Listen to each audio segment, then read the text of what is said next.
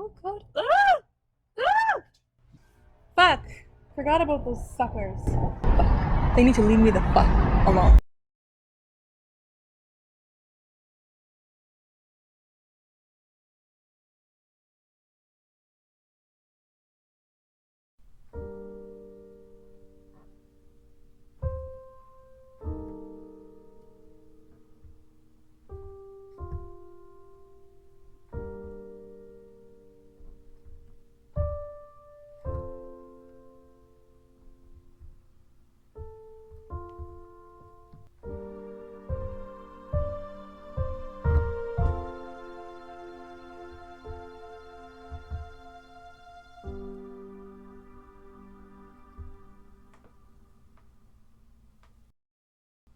Hey fellow Force users, what is up? It's AhsokaTanoFan and welcome back to my YouTube channel.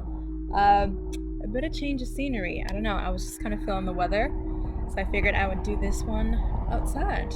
It's taken me a little bit of time to get this video out. I've kind of been busy in my personal life, and yeah, there's lots going on at work. We're actually currently fighting with our government, believe it or not. Yeah, but that's off topic. Oh god. Ah! Ah! Fuck! Forgot about those suckers.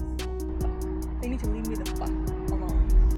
Just because some people might be done with the Clone Wars doesn't mean I am. I still have a few more Clone Wars related videos that I want to get out there. And yeah, and I definitely want to just finish my season 7 looking back review video. So let's start with Gone with a Trace. That was the first episode of the Ahsoka walkabout arc. The first time around I wasn't really too crazy about it. The second time around, I also wasn't too crazy about it, but like it wasn't as bad as the first time around. I've gotten the chance to kind of pick up on some things. Got my notes as always. I think the episode was off to a good start. You know, I like how Ahsoka came crashing down with her bike, and then met Trace in that way. I like how she was contemplating going back, or at least that's kind of what she implied, because she said, I don't know what I'm doing here.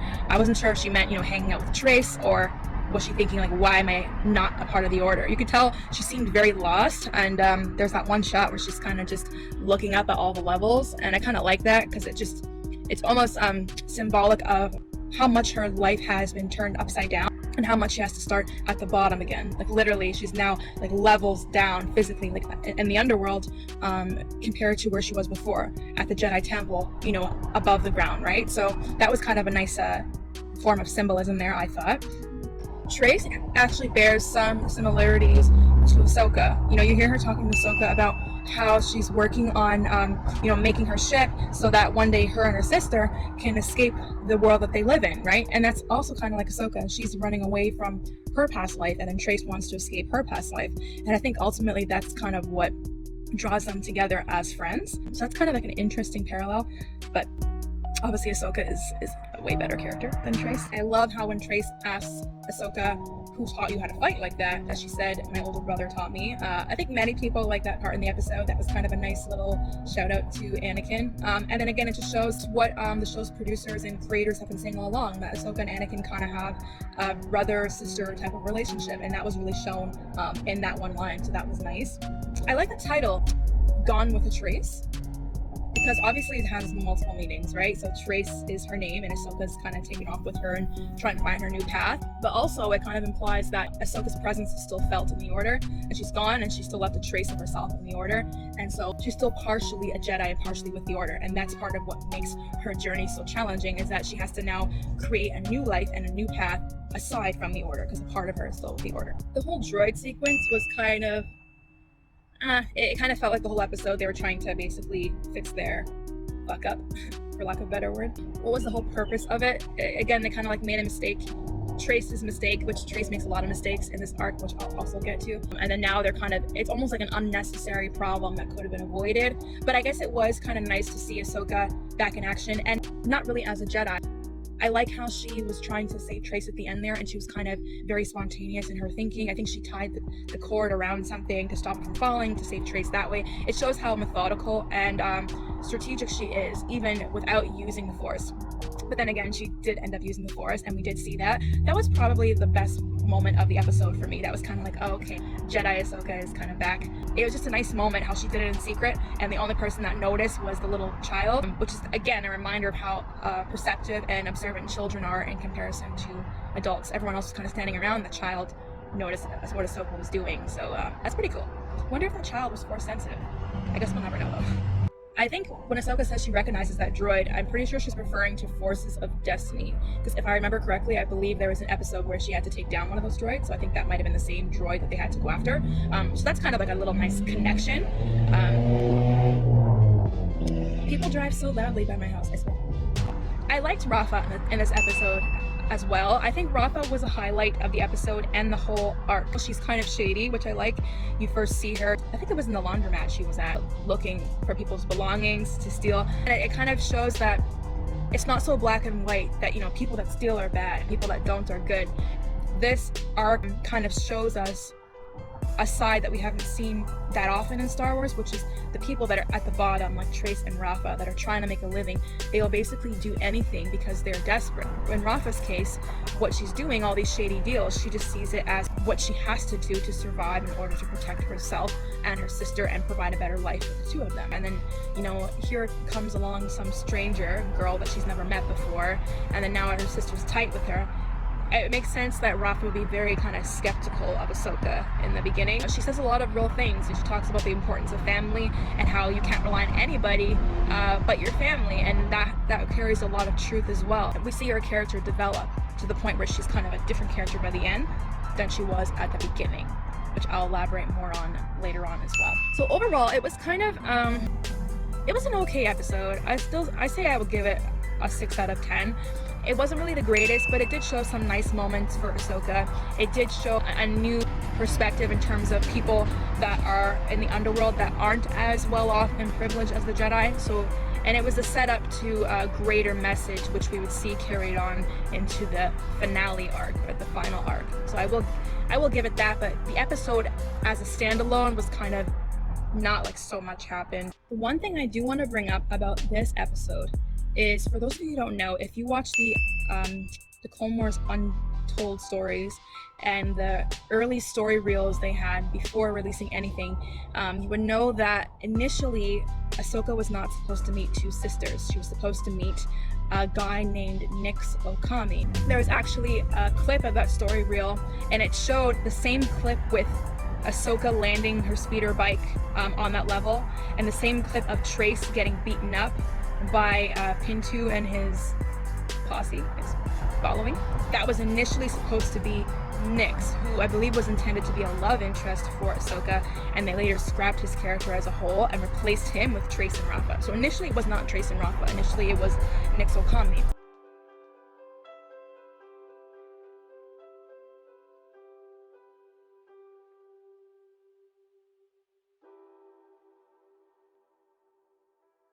I guess you're gonna have to pay me instead. I'd back off if I were you. Stay out of this. Where's my money? Right here!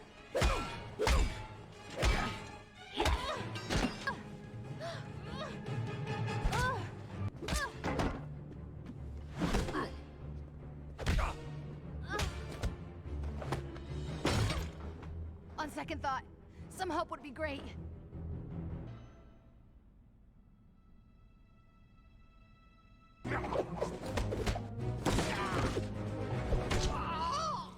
I think you want to leave now. Tell Rafa, this is far from over.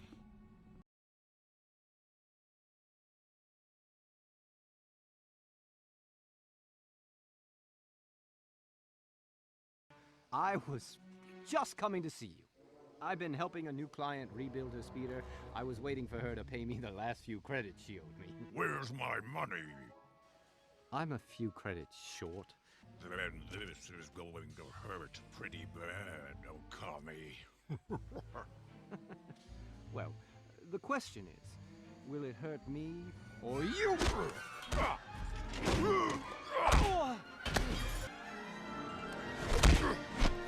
You're doing pretty good. You can go get help anytime you want, Ahsoka. but only if you let me stay free of charge. No way!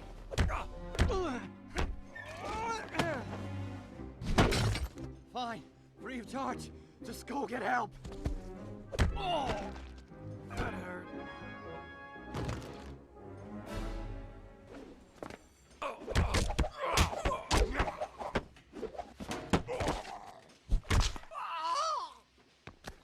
I think you want to leave now. Tell Okami his debts are far from being paid.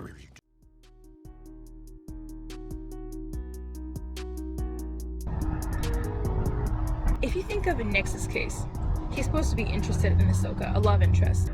He's approached by 3 men. Fellas, as a man, what are you going to try and do? You're going to try and show off in front of the girl, right? You're going to try and show her that you can hold your own in a fight against these 3 guys, because that's kind of the male thing to do. Hence why in the story reel, Nyx tells Ahsoka, you know, don't worry, like, I got this, kind of like stand back. But then, when he's unsuccessful and beating up these 3 guys and he gets his ass kicked, what does he tell Ahsoka? He tells her, okay, on second thought, go and get help. He doesn't tell her to help like Trace did. He tells her to go and get help, which implies that he thinks she is not able to hold her own against these 3 grown men. So he tells her to go get help, and instead of going to get help, what does Ahsoka do? She jumps in and then kicks their asses. And that would add more to the wow factor, because he would not expect her to be able to fight 3 grown men being a teenage girl. Hence, it kind of raises the suspicion and the mystery regarding Ahsoka. Like, he would have to be thinking there's more to this girl than meets the eye, obviously.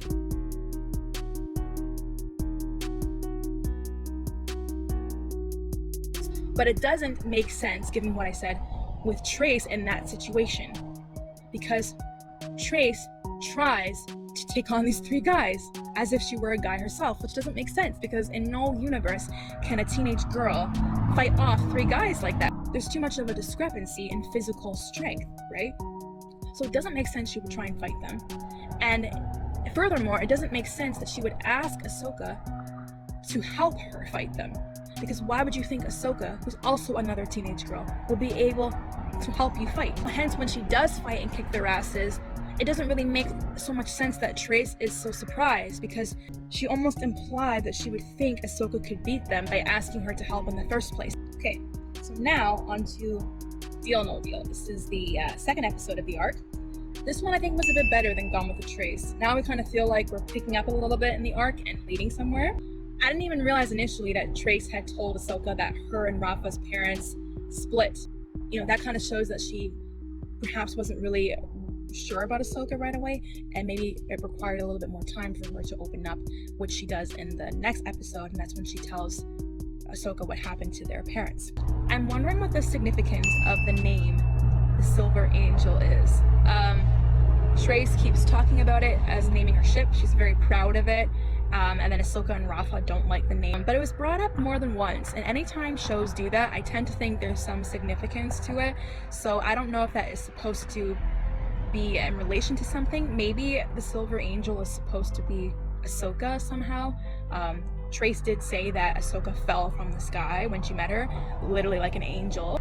And maybe it's also just kind of a nod to show how young and ambitious and perhaps a bit naive Trace is. You know, she thinks of the most kind of innocent name for her ship, and maybe it doesn't really make sense to other people. Maybe it doesn't really match the ship, but it makes sense to her. Just like she looks at herself as this pilot and experienced, but then, you know, we see later in the episode that she makes decisions that show just how inexperienced she is. One thing I noticed about Trace is from the very beginning, she shows herself to be someone that does not really listen. When they are in that Republic military lane and Ahsoka tells her to fly out of it and to not answer the incoming call, she does anyway. And that just kind of later reflected in the arc when she makes even more rash decisions. And I think that's maybe the problem that people have with her character. I mean, in the beginning, Ahsoka kind of wasn't always listening either, but she later kind of took responsibility for it. you know, and when Ahsoka lost her squadron in Ryloth, eventually she talked to Anakin and she realized what she did was wrong and she really tried to make up for it. Whereas with Trace, she kind of just seems like to never listen to anybody.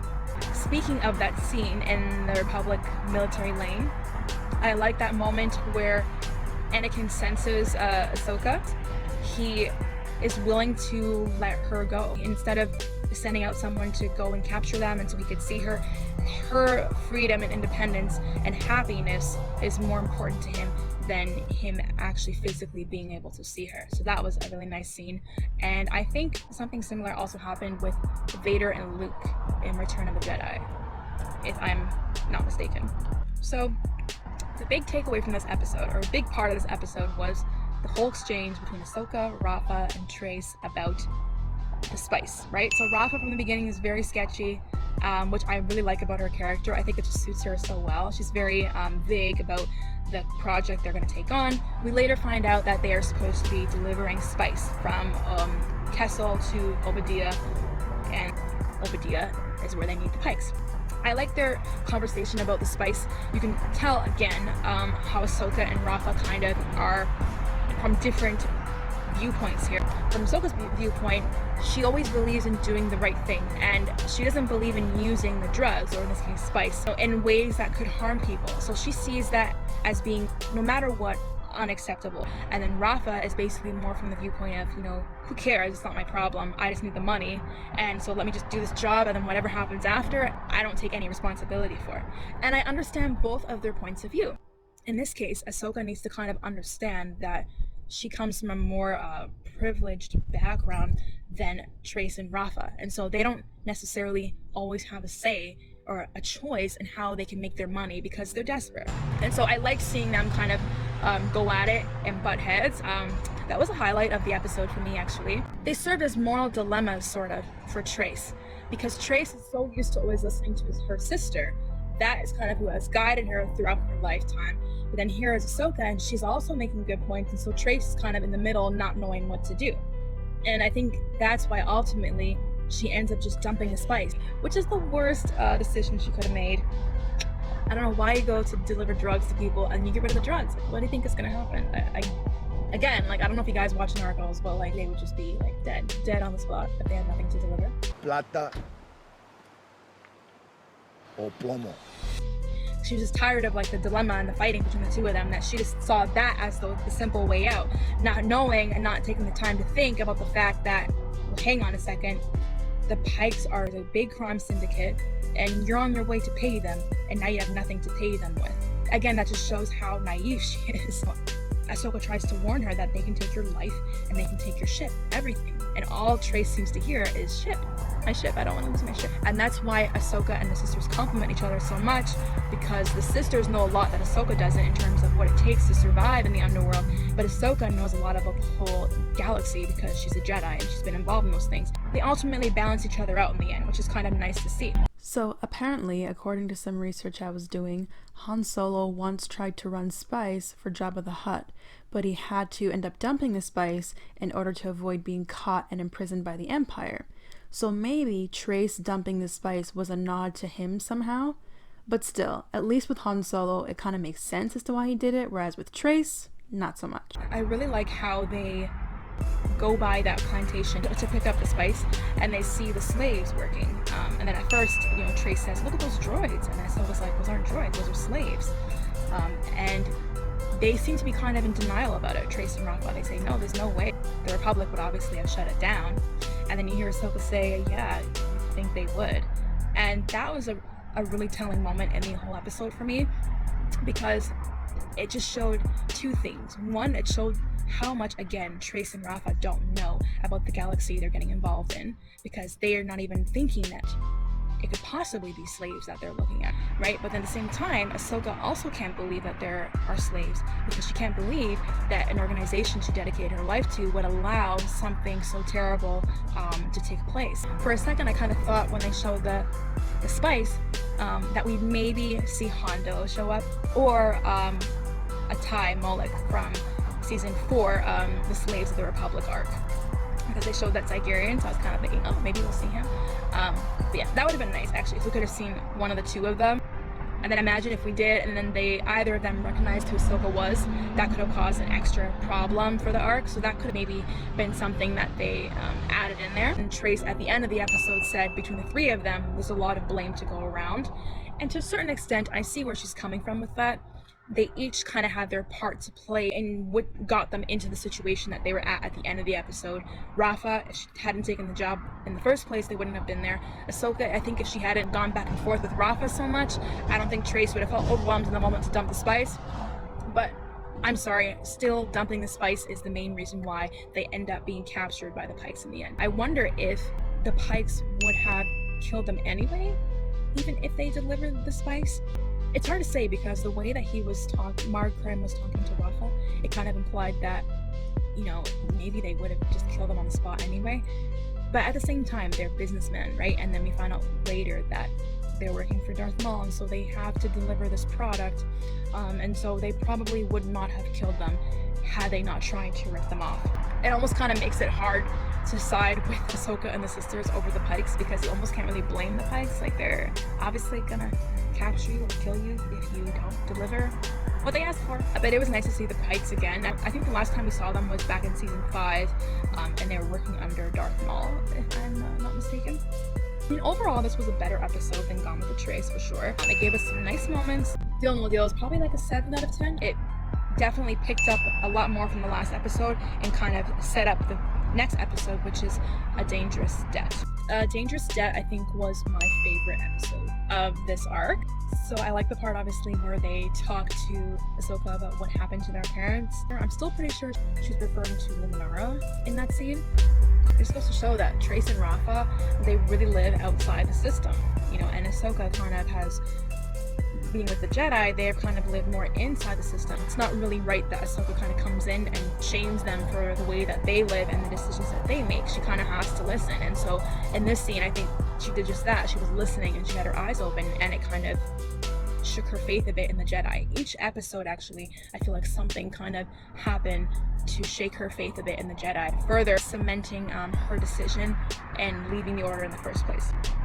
It's getting hot over here.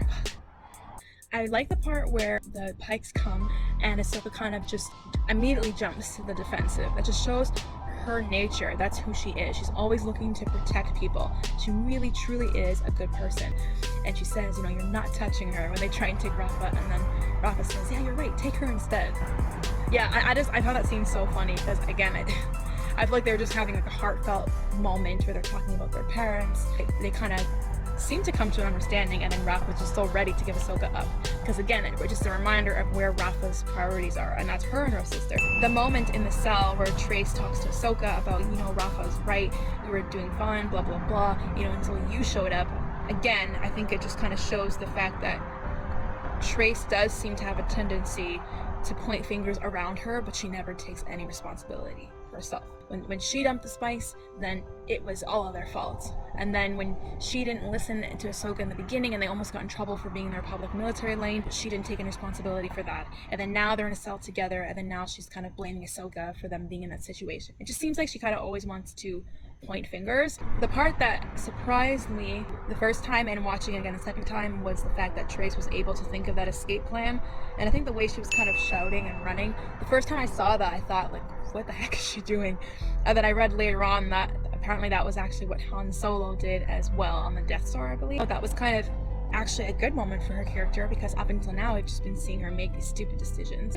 So props to her for that. I've talked about how I feel like Trace and Rafa, or Rafa rather, really looks out for Trace. But sometimes I wonder if she's using her for her own benefit, or maybe she's not even aware that she's doing that. A part in the episode, they're running away at the end, she kind of makes this jump across the ledge. But I find it interesting that she does that so quickly without waiting for Trace to make sure that Trace is okay. If Trace and Ahsoka were not successful, what would Rafa have done? Like, would she have just left and try and come back later? I just find it interesting that she would kind of leave without her sister like that. Gone with the Trace, it's kind of the same sort of thing.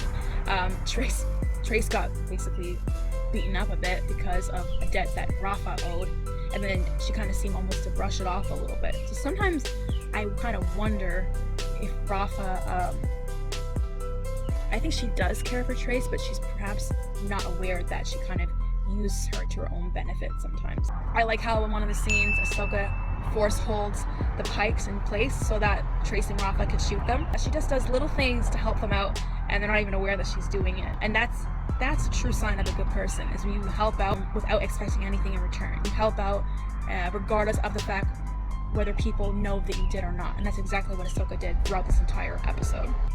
And I love how at the end of the episode, Rafa apologizes and says, you know, I should never have taken this job. And during that scene, I kind of felt like, oh, okay, that shows how mature she is. She's actually taking responsibility for the situation, even though it's not entirely her fault. I think that gave her a nice moment for character development. And it's kind of the opposite of Trace again, because Trace does not really seem to do that, to take responsibility like Rafa did.